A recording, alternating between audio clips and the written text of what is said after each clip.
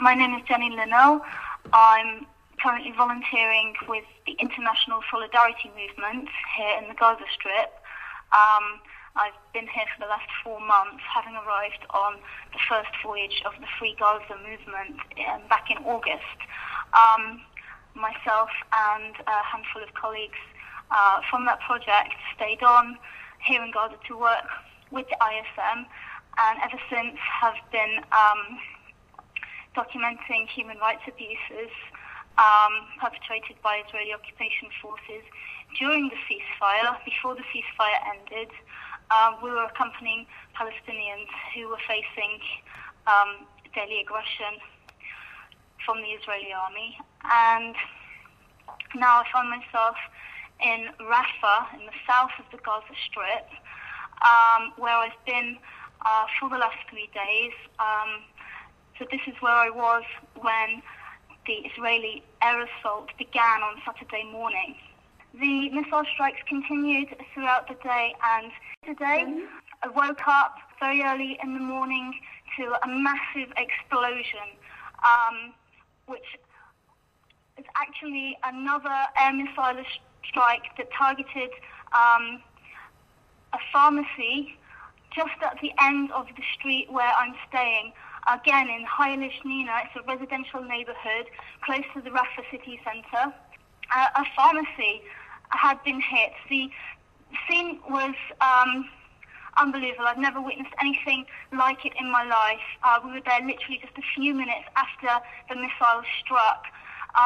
The building where the pharmacy had been was totally destroyed, and there was a heavy blaze going, which fire crews just arriving to the scene battled to control. Debris was strewn across the street. The street was littered with medications from the pharmacy, and surrounding buildings, including shops, homes, civilian buildings were severely damaged also. We interviewed shocked local residents whose windows had been blasted out. In many cases, people were sleeping and windows fell in on them. We were shown a bedroom where a number of small children were hit by flying glass as the windows smashed from the blast. This was not the only attack on a civilian medical facility, because also in Jabalia, northern Gaza, a medical supply storage unit was also hit with a similar air missile strike. And all through the day yesterday, not just in Rafah but throughout the Gaza Strip, the Israeli airstrikes were seen to be affecting civilian areas, so not just police stations or security bases linked to the Hamas government here. And these attacks have continued through the day, through the night. The last attack here in Rafah was only a short time ago, an hour or two ago. Yesterday in Rafah, in the early evening, we witnessed a multiple airstrike targeting the border, the Rafah border with Egypt. We witnessed more than 10 missiles hit all along that strip in quick succession in the space of a couple of minutes. I believe they were targeting tunnels, but residential neighborhoods are also in this area, very, very close to the border itself. And just this evening, in the last 3 or so hours, we've heard that these same neighborhoods adjacent to the Rafah border have been evacuated by the Red Crescent, and this is a clear sign that there's going to be a further escalation in these neighborhoods at some point soon. It could be that there'll be further airstrikes which may cause severe damage to the homes. It could be that some kind of ground offensive may be planned. This is certainly what's feared by people here, that the airstrikes are just the beginning of a much larger operation. I heard, again, I can't confirm it, but I did hear that the Red Crescent were contacted directly by the Israeli Ministry of Defense to evacuate the neighborhoods along the border strip. And if they're talking about evacuation, where can people go? I mean, Gaza is tiny, there's no safe place, as I understand the situation. Where do people go? Absolutely, there is nowhere for people to go.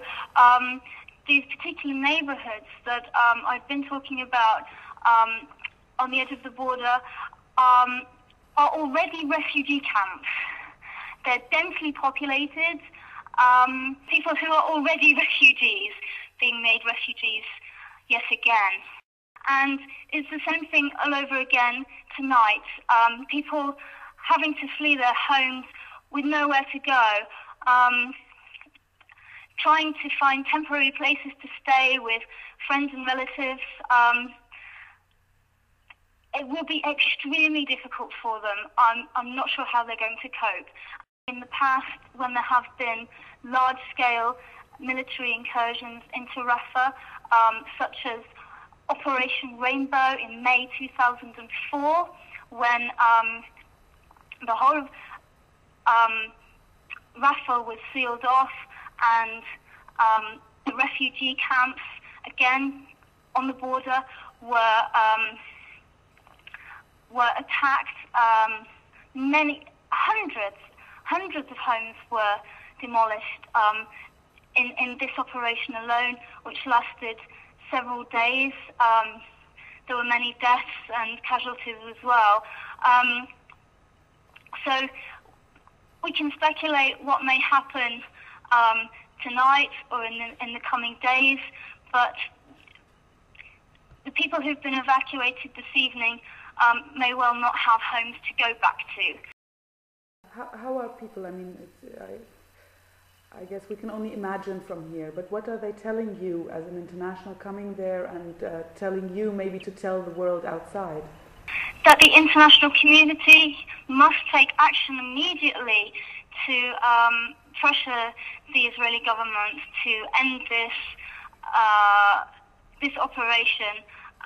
It's a humanitarian crisis. It's absolutely desperate. People feel isolated. I think that they're aware that people in other countries may not be getting a full picture of the reality on the ground here right now.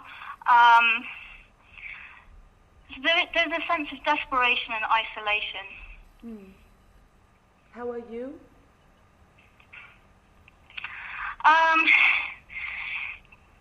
Just trying to do our best to report back on the situation. It's the best that we can do in this situation. It's very difficult. We wish that we could do more. The international solidarity movement in the past has engaged in non-violent direct action against Israeli military aggression, helping to facilitate Palestinian non-violent resistance.